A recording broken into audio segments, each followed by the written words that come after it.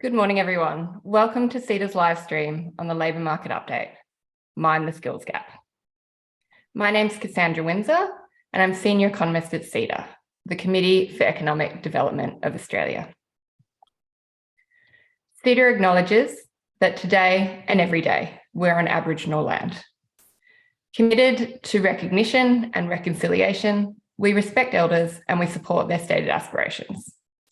Today, I'm coming to you from Perth on the land of the Wadjuk people of the Noongar Nation, and I'd like to pay my respect to the elders past, present, and emerging. We encourage you to join the conversation today by following CEDA on Twitter at CEDA_news and tag any comments on today's discussion with the hashtag workforce. You can participate directly in today's discussion by asking questions using the Pigeonhole app. You can enter via the live stream page or log in via ceda.pigeonhole.at with the password workforce.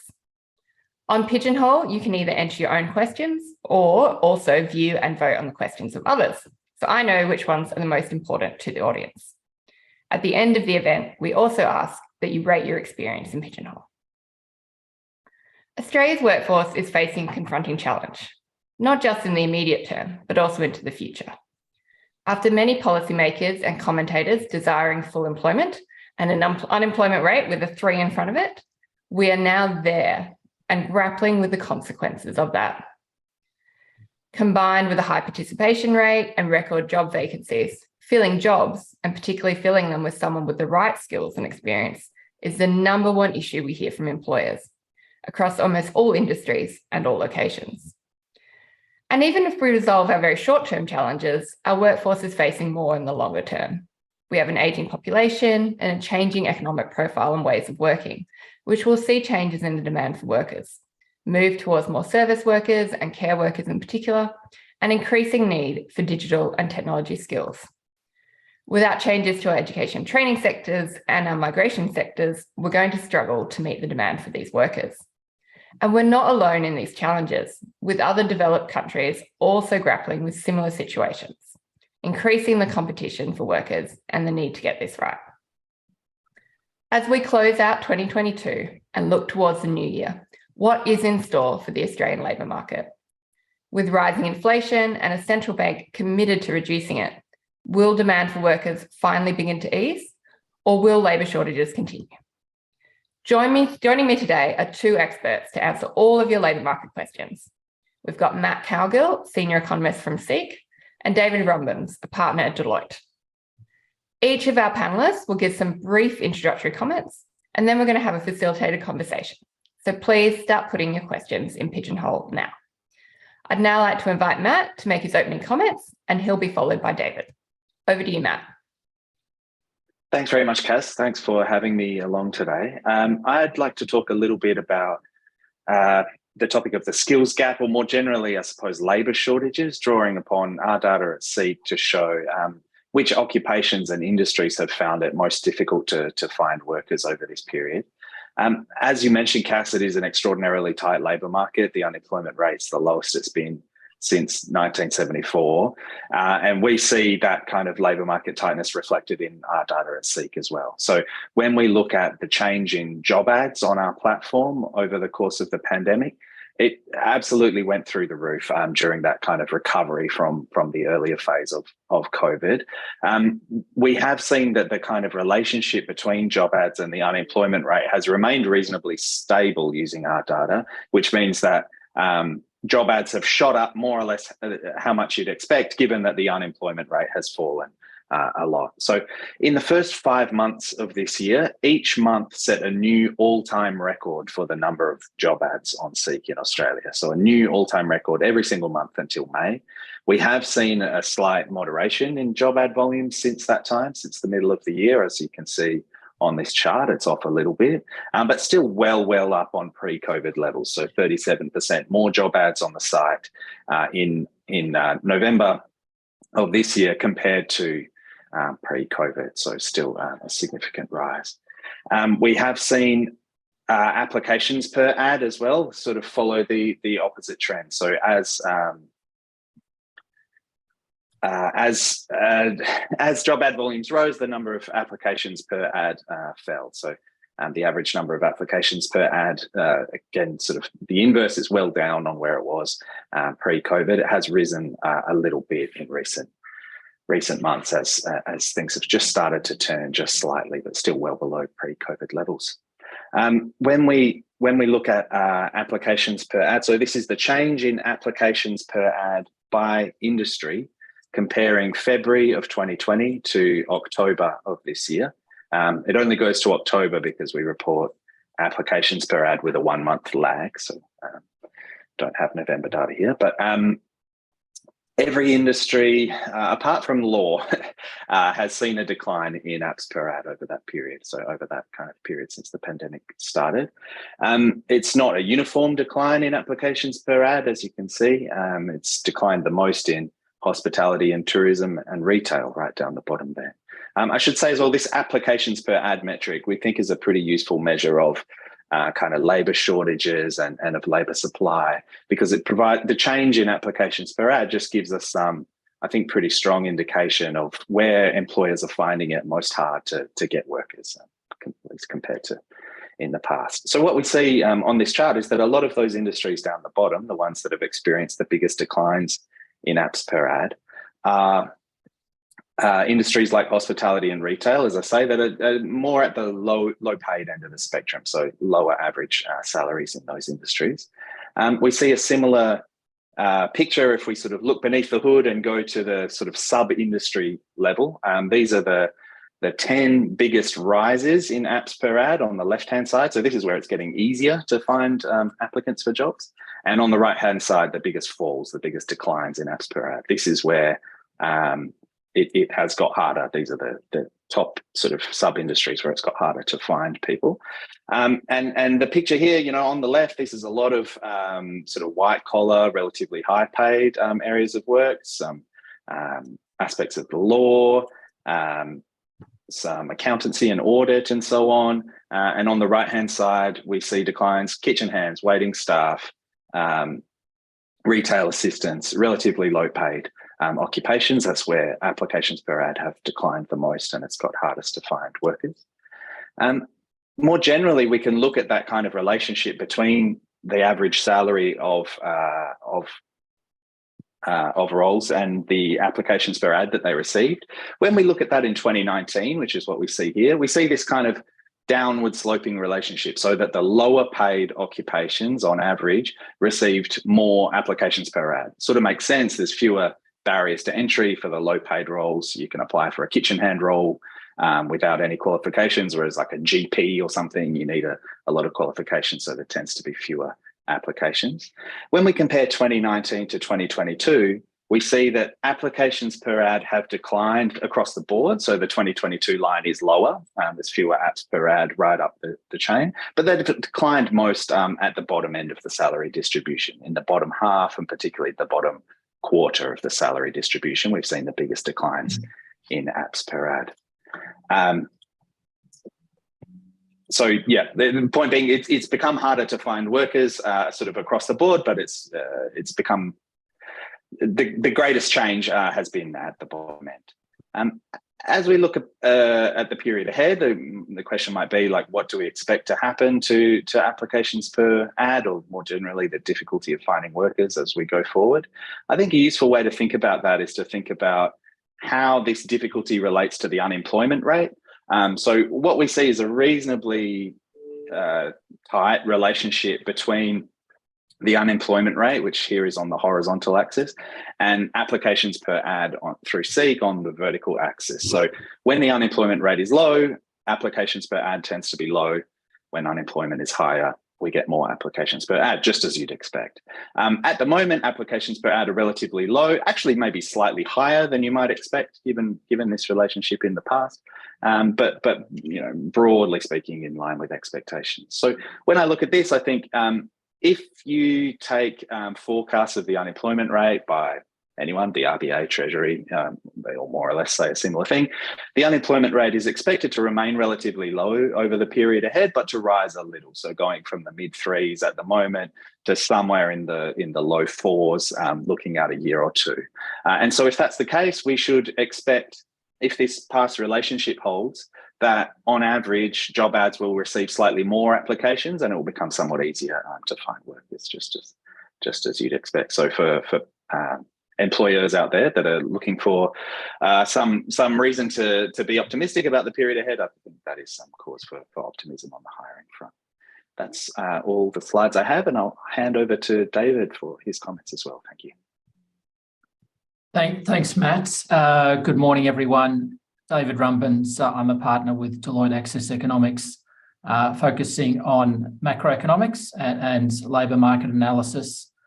I'm going to start with, I guess, a few observations from the economics team and some broader soundings from the broader Deloitte firm across a few different timeframes. The contemporary, the right now, perhaps crystal ball looking ahead a year or so, and then some structural trends, and perhaps some of these will help prompt some questions from you, which I look forward to. In terms of the right now, it's an interesting survey that Deloitte conducts every 6 months of chief financial officers, looking at, it's essentially a confidence survey, but looking at the factors that are affecting confidence and risk appetite for CFOs. Since the middle of last year, skills shortages has been the number one concern of Australian CFOs by a fair margin, ahead of anything else. So, much more so than the pandemic, much more so than inflation, global recession.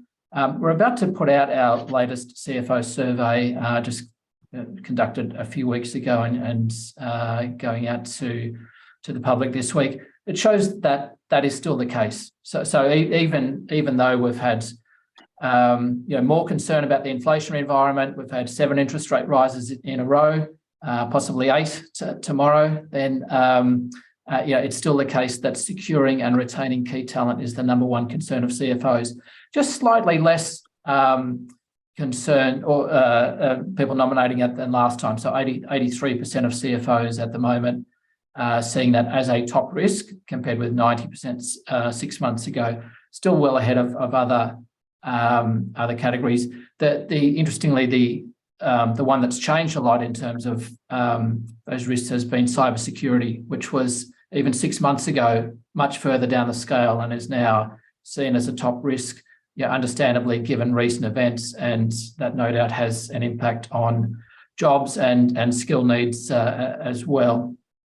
But from that survey, I think an interesting aspect is it's not only the attracting talent, it's the retaining talent is part of that question. And that's what CFOs are, or businesses are equally grappling with. As much as attracting people to an organisation, it's retaining those that you already have. And certainly across Deloitte and our human capital team, that's a lot of the focus of our engagement with businesses. It's around what do you do? How should businesses operate? How should they set up working from home, remote operations, and other factors around the employee proposition to retain the talent that you have. And one of those things that is quite important in that is actually on-the-job learning and skills development. So we've in research that we've conducted this year, we've seen that those organisations that are very good at skills development on the job tend to have a much lower attrition rate than those who are lagging on that front. So it can be, in fact, we found a factor of 1.8 difference in attrition rate between those two different types of organisations. So while as a whole, we haven't seen what's been framed in the media at times, the Great Resignation, not true to the same extent in Australia as elsewhere, but we have seen that attrition has gone up from where it was pre-COVID to some extent, and it is a real focus of business to try to modify that. Looking forward, is this still going to be an issue? You posed that question, Cassandra. Well, yes, skill shortages will still be an issue. Matt set out, where will the unemployment rate be in about 12 months? Yes, we tend to agree. Our prediction is 4.1%, pretty much in line with the RBA 12 months from now. That's consistent with a slowing rate of jobs growth. So we've had 3.8% jobs growth in 2022. We think that might slow to about 1.5% in 2023. So not going backwards, but not absorbing all the new entrants to the labour force either, such that the unemployment rate starts to tick up over time. Perhaps not in an even fashion as well. So it may be that some parts of the blue-collar workforce are hit harder at first, so those exposed to residential construction, where we've seen a downturn in building approvals and new lending, might be harder hit. Credit-sensitive parts of the economy, interest rate rises will pack a punch. We haven't seen that fully in the retail sales data yet, but I think we're starting to see that. We did see a retail sales observation, the October monthly, which showed sales going down in October. That might be a sign of things to come. So consumer-focused sectors, credit-sensitive parts of the white-collar workforce like finance and insurance, some parts of the public sector where there's been some scaling back might be areas where the job demand is less strong than it's been going forward. But will we still be talking about skill shortages in 12 months? I think we will, but maybe just not as broadly based, maybe not as much a labour shortage. It might be more the traditional hard to find workers in particular skills. One of those areas, just to finish up on it and to think about the structural changes in the Australian economy, where we're likely to be talking about skill shortages or skills changes, is in relation to energy transition. So what might be termed the green collar workforce, the kind of workers that will need to move to a lower emissions economy. The good news is that it's largely the same workers that we've got in the current economy. 80% of the kind of roles that we see in a net zero emissions economy are the same kind of roles we have now. But there may be a degree of upskilling and skill change required for many of those workers. So as we move from coal-fired power to in steel use to use of green hydrogen, maybe the same sort of workers but different skill sets applied. So that's something that I think will be, in terms of a policy sense, focusing on more so as to not so much where do we get the workers for our net zero emissions economy, but how do we retrain or upskill our existing workforce in order to meet those needs. Cassandra, I'll pass back to you. Fantastic. Thanks, David, and thanks, Matt, for those comments. We're starting to get some questions through on Pigeonhole, which is fantastic. Keep putting them through and remember to vote on the ones that you particularly want asked as well. David, I'm going to start with you with a question, which is, so we're given, both you and Matt and most of the forecasters agree that, while things may ease up a tiny bit over the next year, we're still going to have labour shortages. Is that encouraging businesses and business leaders to look at investments in and ways to improve the productivity that they have of their existing staff? Are we seeing much change there, or do you think we will see some change there over the coming couple of years? I think we're seeing a lot of interest in that area from business, noting that it's hard to get staff. It's become a bit harder to retain staff. So what can you do about it to otherwise lift productivity and business performance? So a couple of key areas of investment. One is technology. So is there a technology solution in some cases that could either make that labour makes way for technology or supplements labour? The other is one of the notes that I mentioned there, investing in your workforce. So moving to a higher skilled workforce. We know that people with higher skills or higher rates of qualification tend to have lower attrition rates or lower movement. We know that the more that people are invested in their current employer in terms of kind of on-the-job learning or firm-specific skills, also the less likely they are to move. So if you want to encourage retention of staff, then investments in staff is important, and investment in technology, which is complementary to which is done in a way that's complementary to staff retention, is also they're key things that businesses are looking at. Can I just add on that, Cassandra? So one other kind of factor, I guess, pushing in the other direction. So as David said, it's hard to find workers at the moment. So other things equal, that makes business more inclined to invest in, I guess, labour-saving technology. The other factor to consider, though, is that real wages are falling, right? so labour is getting cheaper, real unit labour costs, meaning the amount that people, the cost of hiring people to produce a given amount of input, that has fallen nearly 5% over the past year. So at least at the moment, with wages growth lagging far behind CPI, that does kind of push against investment just a little bit and kind of encourage people, at least where they're able in this tight labour market, to do things with labour rather than with capital. Thanks, Matt. Matt, I'll throw this next question to you. We've had close to, if not record high, participation rates. Have we realistically reached peak labour market participation, or is there more that we can do there to encourage people into the workforce? Yeah, so difficult question. I didn't see this really quite large spike in participation coming, so it's dangerous to forecast given that, I didn't anticipate where we are now. I think probably if we're not at the peak now, we're very close to it for two reasons. One being, in the short run, we know that participation tends to be cyclical. So when unemployment goes up, participation tends to come down.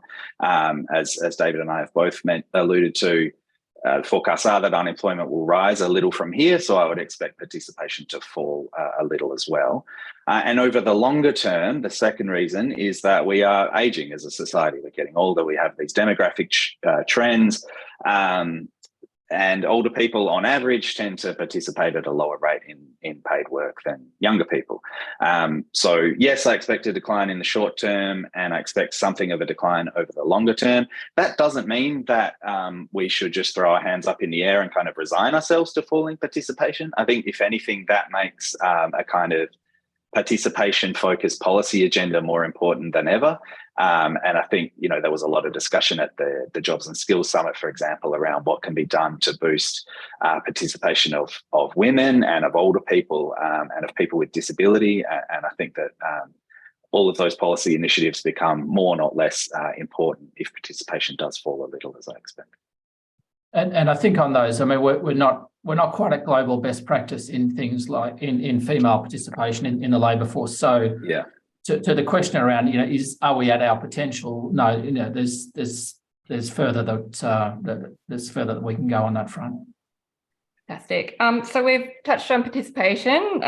We touched on productivity. The third P around here is population. And we've seen the impacts of 2 years of closed borders, little to no migration.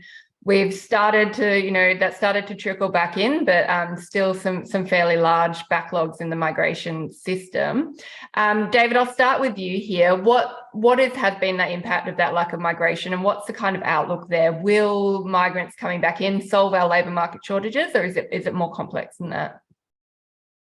Well, look, it will certainly help. It's a lack of migration has been a problem with the skill shortages that we've seen, but also some of the general labour shortages that we've seen in some areas. It's not necessarily particular skills. I think some of Matt's data show that there's areas that are perhaps don't require necessarily high levels of qualification. That's where employers are struggling to find workers.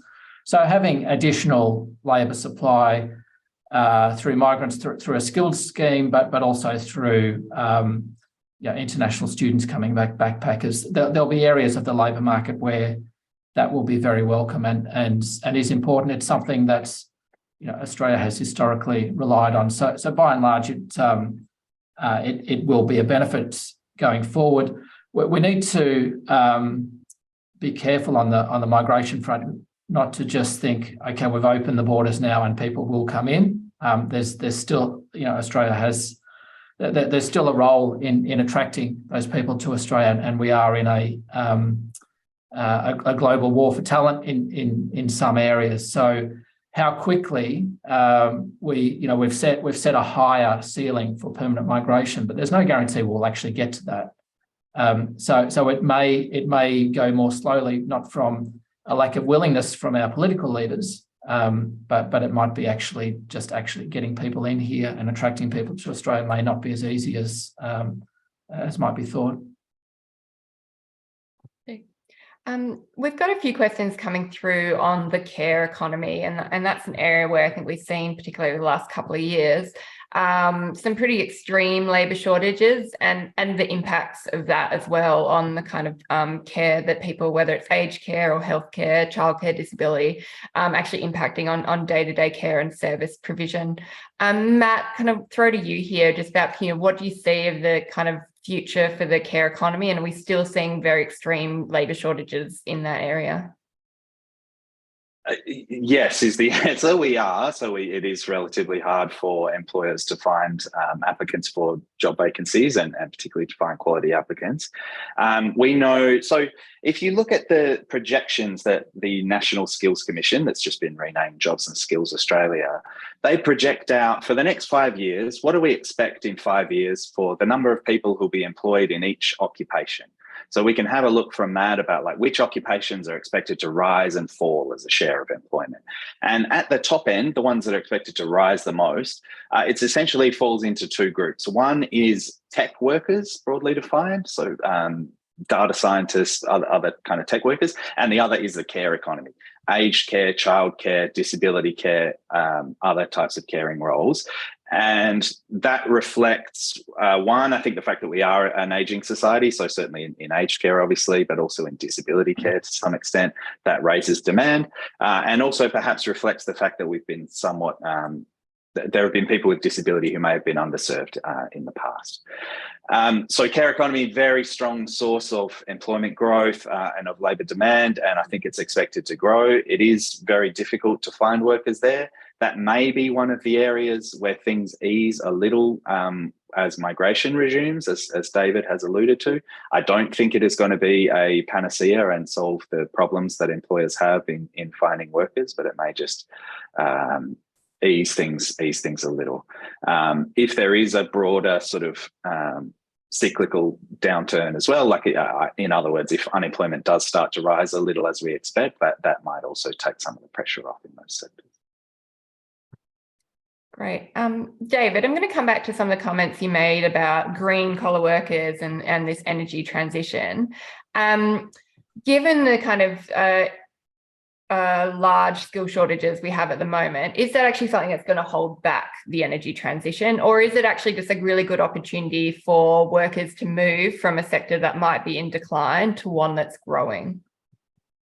Well, look, it will be an issue in terms of how quickly we can make that energy transition, as well as government willingness, as well as business investment. It's having a ready workforce. So, there's an element of predictability about it, of where we're going. We can see where we need to be in terms of energy mix.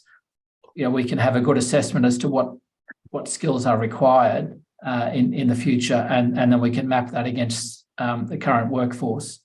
And the good news there is that a lot of the occupations that are needed and the skills within those are largely the same ones that we already have, or 80% of the skills needed are already within the workforce. But there's a 20% gap where we'll either need new occupations, so people going into the sorts of jobs that just aren't there at the moment, or a significant rework to the type of work that they're currently doing. And that's, I think, an area that's both policy and businesses that are investing in this area do really need to focus on, that we will have the workforce that will enable that energy transition. It's also important in terms of minimising or reducing resistance to energy transition as well. So we do often hear, well, what's the cost of moving to a low emissions economy? It's going to cost jobs in some areas. Well,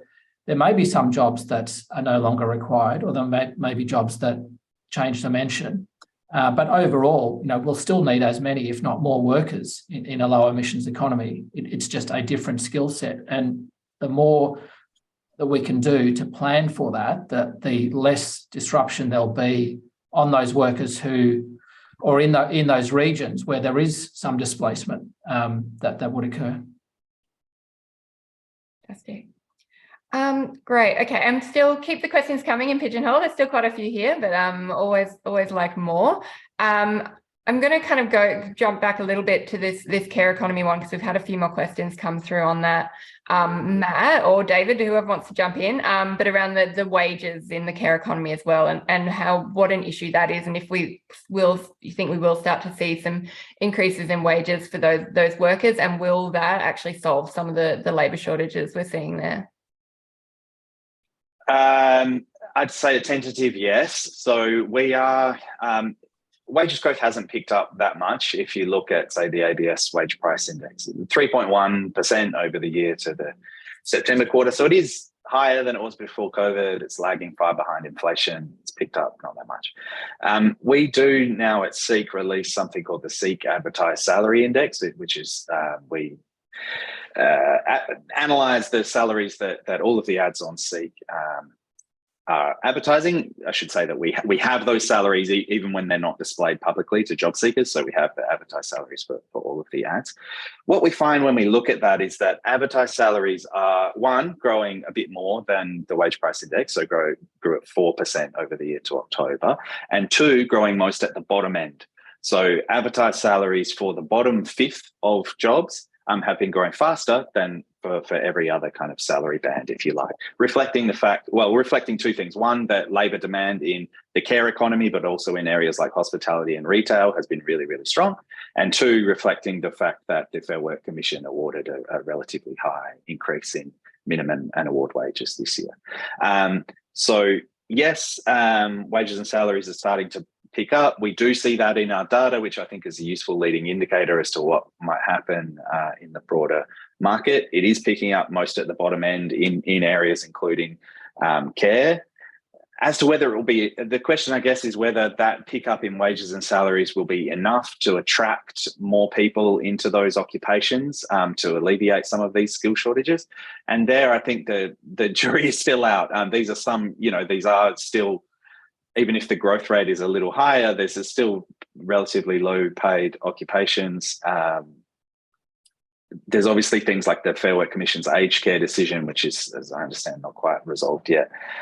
So some prospect that there will be a quite meaningful lift in pay for at least for aged care, so for a significant part of the care economy. So I do think, as I say, it's a tentative yes. I think there is some prospect that wages and salaries will rise in that part of the labour market, and that will, you would expect, attract more people to work there, work in those occupations. But it's not assured, and it might take some time. Yeah, and the Fair Work actually, Commission... can I? Sorry, mate. Sorry, go on, Dave. Oh, look, I was just going to jump in on the Fair Work Commission sort of draft decision, which will increase attractiveness in aged care.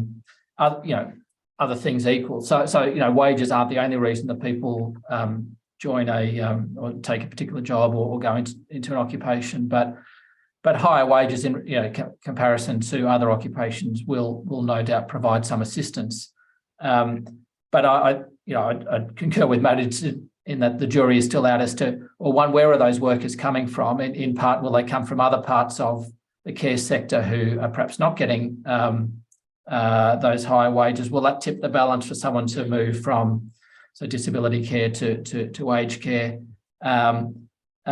Secondly, will it increase the likelihood that people will go into the sector? Well, if we get significant wage increase coming through, then that will help at the margin. But the demands in these areas is still very strong. One other thing maybe to say there is just a general area of weakness, whether you look at the ABS data or at our data on advertised salaries, is the public sector. So that's where wages and salaries have been really lagging behind. And that also has flown through a bit to sort of publicly funded areas of work, which includes much of the care economy that we're talking about now: disability care, aged care, childcare. They all have some level of government involvement as a funder or as a provider of subsidies. And so ultimately, to some extent, wages growth in these areas is a matter of government policy. Like, it is something that governments at least have some degree of influence over, if not control of. So it is a question about what governments will do. Obviously, in the aged care space, as we've talked about, there is this ongoing Fair Work Commission case, but more broadly, it is to some extent a policy choice about how fast wages rise in some of these. And it's, to that, and it's a tight fiscal environment. I mean, this is being discussed in the context of the next budget, which the next federal budget, which the Treasurer has kind of framed as being one which will have to kind of reel in a structural deficit. So a higher wage bill then has to be offset by other savings or higher taxes, which are difficult to find. That's true at the federal level. It may be that it's at the state level, at least for the largest states, Victoria now being in a post-election phase, New South Wales being in that phase in a few months' time. That's it may be that the budgetary settings become tighter for a period. Thanks. Might stay on wages then for a little bit. Matt, what are you kind of seeing more broadly in terms of wages trends with your advertised salary index? Are you seeing particular areas where there is actually quite a lot of wage growth, or is it relatively slow across the board? Yeah, so we've seen the big picture is we've seen advertised salary growth pick up quite a bit. As I mentioned, 4% over the year to October. Before COVID, advertised salaries were growing at around 2.1%, so substantial, nearly doubling that pre-COVID pace. We are not seeing it continue to rise. So advertised salary growth really picked up in the second half of last year and then into the first half of this year when as unemployment was falling a lot as well. And it has remained, in that sort of low 4, high 3% through much of this year. So still relatively higher than pre-COVID, well below inflation, but not taking off. We're not seeing that kind of like wage price spiral type dynamic, at least in our data, at least not yet. So that would be somewhat reassuring for the Reserve Bank that, we're not seeing the kind of adverse picture as far as the inflation outlook is concerned. We are seeing, as you'd expect, quite a lot of variation across the economy. So that 4% figure of advertised salary growth is far from uniform. The bottom end of the table, I guess, is government. We have one of our industries is just called government, which is essentially public service jobs. That is the bottom of the table. And around the bottom of the table is some industries like education and training and healthcare that have substantial government involvement. So this is reflected in the ABS data as well. So from memory, private sector wages growth over the year to the September quarter was 3.4%, whereas in the public sector it was 2.4%. 1 percentage point gap between public and private is really big. So government is a drag. We are seeing it rise. It's been relatively hot in trades and services, an industry in our data that is a broad kind of generally sort of low to middle pay occupations, a range of sort of housing related, construction and so on, although that is starting to come off now. So, a mixed bag, but government down the bottom is more or less what we can say. Right. I've got a couple of questions come through about particular labour market shortages in regional areas. And David, I might start with you on this one. What are we kind of seeing in some of those regional areas, and how much of that, what's impacting that is some of the suggestions have been that there's lack of housing in many of these areas, particularly tourist areas, or also the lack of international students and backpackers. Just, interested in some comments on regional job shortages. Yeah, look, really fascinating. I think all of those are issues. And of course, we've seen some people move from urban areas to regional areas, but not necessarily to take up jobs in those regional areas. So still doing their capital city job from a regional location, occupying a house, but not adding to the local labour supply. So yes, look, I would characterise that, generally regional labour shortages have been, in many cases, more severe than their urban equivalents. It changes depending on the nature of the region. So it's a lot of coastal regions where people are retiring.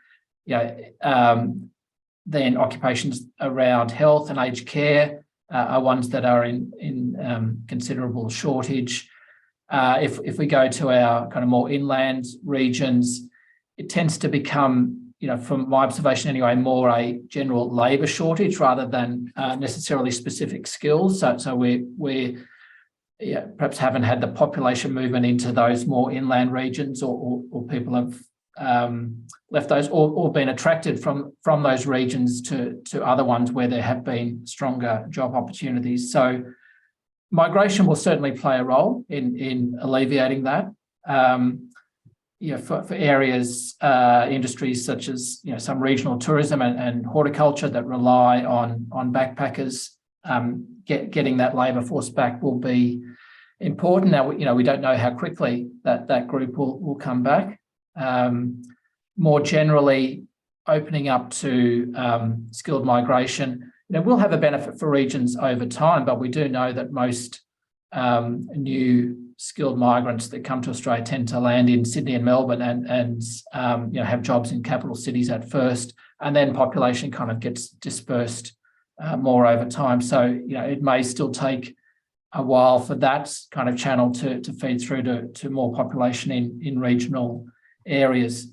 So it's an issue from a policy point of view worth considering. As migration starts to ramp back up, looking at the share of that migration that will go to regional areas and making it easy for those regional migration or regional visa programs for businesses that are using those programs, making it easy or easier than it has been to actually navigate those programs and get migrants into regional areas. I don't know, Matt, if you're seeing that in if your data splits that way as well.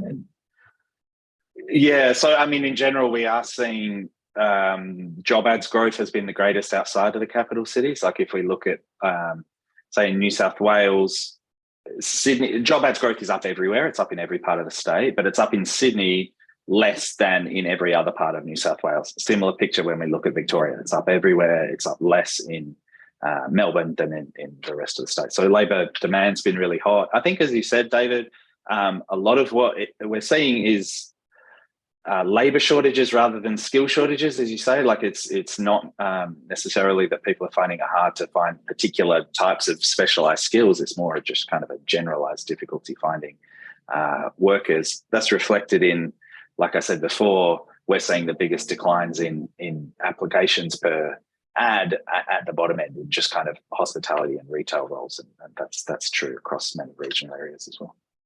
And that's really, I mean, partly that's just a symptom of a full employment environment or a high employment environment, that those people who in a different environment may, their best option may have been to take a particular role, are finding more options become available, so they can, essentially move up the pay scale or to what they perceive as a better job.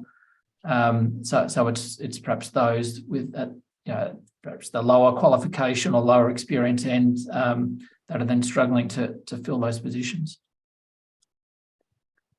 Matt, we'll stick with you for a second. We've talked a lot about occupations and areas where there's a lot of demand for workers. Are there any areas that we're seeing a declining demand for workers, particularly with any kind of structural change, say manufacturing, or areas that are really being impacted by new technology?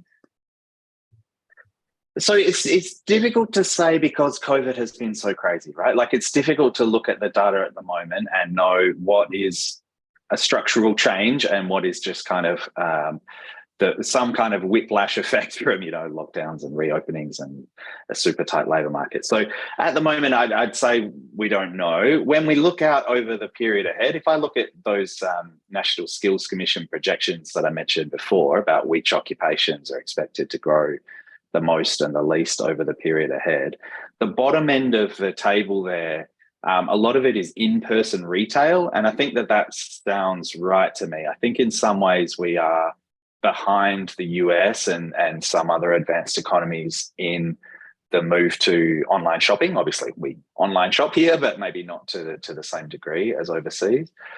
So the Skills Commission does see that as a declining share of the workforce is in-person retail. I don't think we really see that in the data yet, but I think it's a reasonable, plausible hypothesis about what might be softer over the period ahead. As well as, so some of the other occupations down the bottom are sort of more automatable white collar jobs. So you're more sort of routine office work.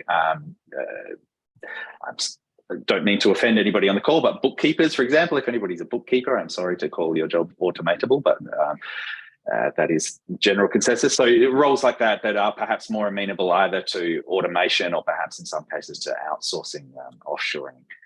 Those are expected to be down the bottom end of the scale. Again, I don't think we can really divine much from either our job ads data or the ABS data on this yet, just because we're still kind of in this crazy COVID labour market where it's difficult to discern what's a trend and what's the cycle. So one of the things we have seen change in the past couple of years, COVID, but also the the impacts of these tight labour markets, is employees have been pushing for a lot more flexibility, options to work from home, and in general, employers have given those more flexible working arrangements to their staff. If we do start to see labour markets tightening, do you expect that there might be some change in some of those kind of working conditions, or are they just trends that are here to stay? David, I might start with you on that one. Yeah, I think this will be fascinating to watch over the next year, because in part, we've had the businesses move to hybrid or remote working at a time that we've had a really hot labour market. So I think, as you characterised it, Cass, that employers have been amenable to allowing that or even facilitating that because they've wanted to encourage staff retention. I think as we move to a labour market that's a bit less tight, there will be some businesses that run a ruler over those decisions and perhaps have a more active strategy around when they want their workers in the office. So it is, I think in part, yes, we have kind of gone to a new world where for a large number of white collar workers, where there's become the ability to work from home, that for many of those workers that will remain an option. But will it remain an option to the degree that it has been in 2022?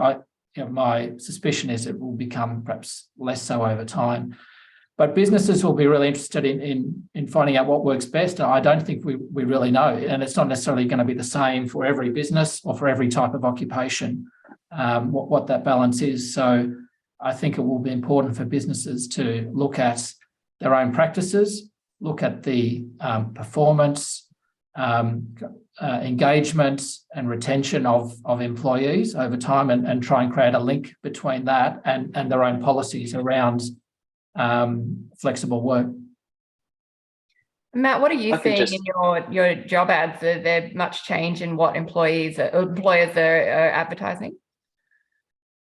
Yes, in short, yes, huge change compared to pre-COVID, Cass. So we are seeing, so on the employee side, we're seeing that work from home is the number one search term on Seek. So instead of going on and searching for, retail job or some specific occupation, people are just searching for work from home or some variation of that phrase. That demand from employees for the ability to work from home, I think, is going to constrain employers somewhat. I do suspect, as David's alluded to, that if unemployment rate rises, that kind of balance may shift a little bit. So employers may be more able and willing to, say, require that people who'd been previously coming in 2 days a week start coming in 3 days and so on, that sort of change at the margin.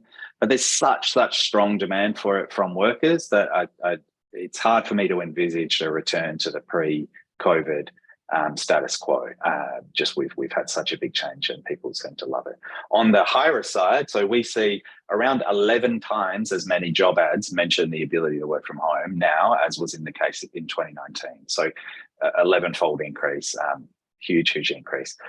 That may moderate. I think it probably will moderate as we've talked about, but I don't expect that we're going back to anything like 2019 levels of remote and flexible work. Fantastic. So we've got a couple of questions through around the role of training and education systems. And David, I might start with you on this.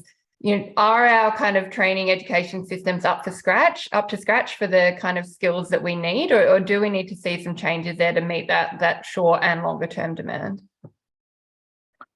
Well, our training and education, I think, is generally very good at getting people ready for initial entry to the labour force. So through university or through apprenticeships or other TAFE courses. I mean, it is kind of structured mainly that way, that it's around initial entry and that grounding of skills. But we know that that the skills required in particular occupations need to be upgraded over time. And many people will change career, but even if you're not changing career, skills refreshers are needed. And I think our formalised training is less well suited to those sort of upgrades, doing short courses. So I think there's work to do there. But a lot of that's ongoing skills development can also be learned on the job. And so that might be less formal and more informal on the job, or through some formal training courses within a work structure. So that's an area that businesses can focus on in terms of understanding and lifting perhaps the performance of their own employees. And generally, when they do so, they tend to get a good response from employees in terms of engagement and productivity. But it has to be something that's actually thought through. It's not a matter of, okay, we'll just run a training program because we think employers will like it. It actually has to have some value as well. So that's about understanding, well, what are the skill needs what are the skills gaps now? What might we need going forward? So when it's done in a very deliberate manner of actually enhancing employees' skills in a way that's actually beneficial to the organisation, there can be large benefits. If it's done in a more ad hoc manner of, it's just send out people on a training course, it can actually backfire. And Matt, can I add on that? Yeah, you go. So, sorry to in there, Cass. I just kind of want to add a sort of personal anecdote on this point. So I'd agree with everything David said. I think there is some scope for improvement though. As I say, this personal anecdote. So my wife is a graphic designer. She's decided she would like to have a career change into aged care. So try and alleviate those difficulties that we were talking about before. It has been a bit of a nightmare, a bit of a saga. The TAFE course that she had enrolled in was not very high quality, very disorganized. There's actually been a series of articles on the ABC about this particular TAFE, and it's been just really distressing to watch, her class full of people who are, ready, willing and able to go work in this sector that is absolutely crying out for workers. A lot of them have now sort of dropped out and given up on that career path because of some difficulties there. So I do think that, although, as David said, overall our education and training system is one of the best in the world, there's absolutely some room for improvement, I think, particularly in that vocational education space. Yeah, that's not the story we want to hear about people wanting to get into the aged care sector, Matt. So it's very unfortunate. No. Matt, and this is the final question, just want to follow up a little bit.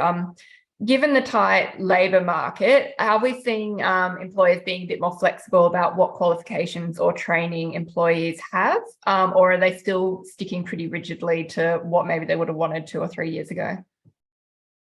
Yeah, well, the answer is yes. We are seeing employers consider workers that they might not otherwise have considered in a less tight labour market. I think, it obviously differs by occupation, but there's probably a bit more scope for employers to get even more, to think a bit more creatively about who might be suitable for their role. And that's advice that we do provide to employers when they're finding it difficult to find workers, is to try and think laterally about people who might have maybe not quite the experience you're looking for, but have demonstrated at least some of the skills for the role that you're hiring for. As I say, we are seeing hirers do that a bit, but there's probably still a bit of scope to do that more. Fantastic. Okay, well, that brings us pretty perfectly to time. Thank you so much, Matt and David, for taking the time to talk to us and our audience today and for sharing those fantastic insights. Thank you as well to our audience for listening in and participating through Pigeonhole. It was great to get so many questions on there. If you're still on Pigeonhole, please take a minute before you log off to provide your feedback on today's discussion. It's really important information for us here at CEDA. This discussion has been recorded and will be available immediately via your live stream link and will be on the CEDA website in the next couple of weeks as well. Please go and visit our website, ceda.com.au, where you can register for our next events. It is nearly the end of the year, but we do still have a couple coming up, and particularly on the theme of this discussion on the 13th of December in Melbourne, we've got our Skilling Australia event with the Honourable Brendan O'Connor, Minister for Skills and Training in Melbourne. We then do take a bit of a break over Christmas and New Year, but we'll be back in February with our flagship economic and political outlook being held across the country. So thank you very much for your time, and thank you everyone for your support of CEDA over this year.